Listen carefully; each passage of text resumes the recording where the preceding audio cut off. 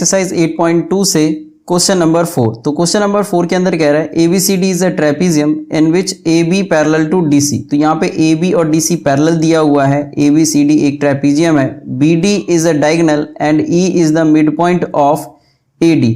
तो यहाँ पर ये जो BD है ये डायगोनल दिया हुआ है और जो E है वो मिड पॉइंट है इस AD का। A line is drawn through E parallel to AB। तो E से एक लाइन ड्रॉ हो रहा है जो कि AB के पैरेलल है। Intersecting BC at F। तो EF पैरेलल टू AB है और यहां पे हमें शो करना है show that F is the mid point of BC। तो करते हैं इस क्वेश्चन को प्रूफ।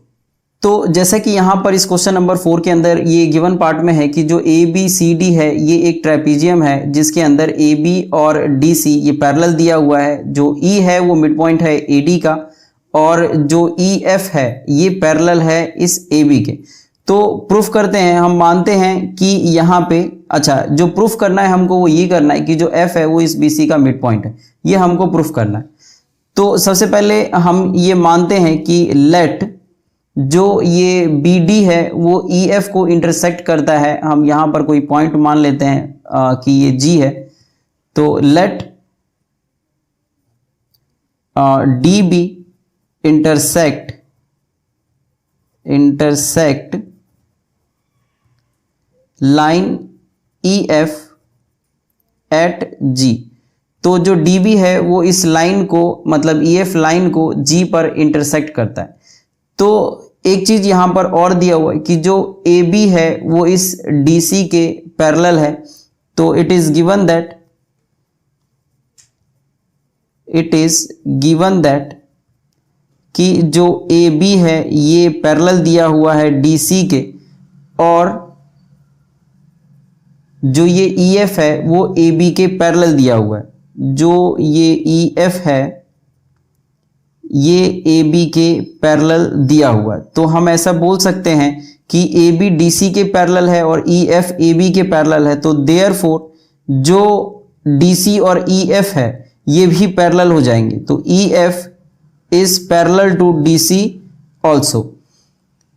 तो अब सबसे पहले हम इस ट्राइंगल की बात करते हैं ADB की। Now in triangle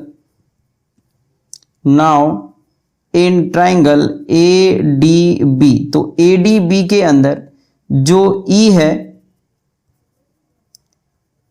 E is the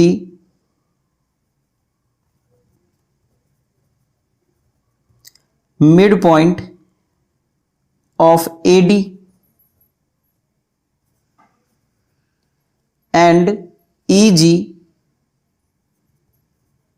is parallel to AB। तो ये जो EG है वो इस AB के पैरेलल है और ऐसा इसीलिए क्योंकि जो EF है वो AB के पैरेलल है। तो यहां पर हम लिख देते हैं कि सिंस जो EF है वो AB के पैरेलल है तो इसीलिए जो EG है वो भी AB के पैरेलल होगा। तो हमने एक थ्योरम पढ़ा था मिड पॉइंट थ्योरम। तो उसमें अगर ये पैरेलल है इस थर्ड साइड के तो यहां पर ये जो EG है ये इसके हाफ भी होता और पैरेलल भी होता। लेकिन यहां पर ऐसा दिया हुआ है कि जो E है वो तो मिड पॉइंट है और ये पैरेलल है। तो ये कंडीशन तभी हो सकता है जब G भी मिड पॉइंट हो तभी ये इसके पैरेलल हो सकता है। तो इसको हम बोलते हैं converse of mid point theorem. तो यहां पे by converse of mid point theorem हम ये बोल सकते हैं कि जो G है वो इस ADB जो ट्राइंगल है जो G है वो इस साइड के BD के भी मिड पॉइंट होगा। तो by converse of mid point theorem हम ये बोल सकते हैं कि G इज द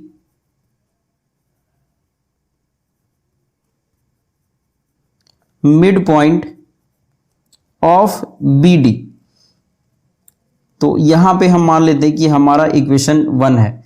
अब इसी तरीके से अगर हम इस DBC के अंदर देखेंगे तो इन ट्राइंगल DBC तो अब यहां पर जो G है G is the mid point of BD क्योंकि अभी हमने ये प्रूफ किया है proved in equation 1 and GF is parallel to CD, तो ये जो है वो इसके पैरेलल होगा, क्योंकि हम ये प्रूफ कर चुके हैं पहले ही कि जो EF है, EF DC के पैरेलल होगा, तो GF भी DC के पैरेलल होगा, क्योंकि EF जो GF है वो इस EF का ही पार्ट है, तो जो पार्ट होगा वो भी इस पूरे के मतलब DC के पैरेलल होगा। तो यहाँ पे हम वही बात लिख लेते हैं कि सिंस जो EF है ये पैरेलल है CD के, इसीलिए GF भी CD के पैरेलल होगा। और अगर इस ट्राइंगल के अंदर DBC के अंदर अगर G मिड पॉइंट है और ये इसके पैरेलल है, तो हम ये बोल सकते हैं कि जो F है वो इस BC का भी मिड पॉइंट होगा by converse of mid point theorem. तो अब हमें ये बात दोबारा से लिखना पड़ेगा, by converse of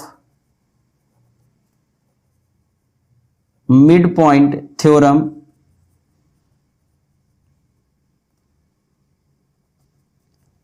F is also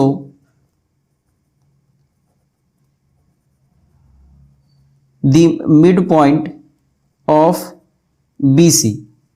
तो यहाँ पर जो F है वो भी इस BC का मिड पॉइंट होगा, और यही चीज़ हमको प्रूफ करना था। तो यहाँ पर अब ये हमारा जो आंसर है ये मतलब जो क्वेश्चन है ये सॉल्व हो चुका है। तो इस तरीके से जो क्वेश्चन नंबर 4 है हम इसको सॉल्व कर लेंगे।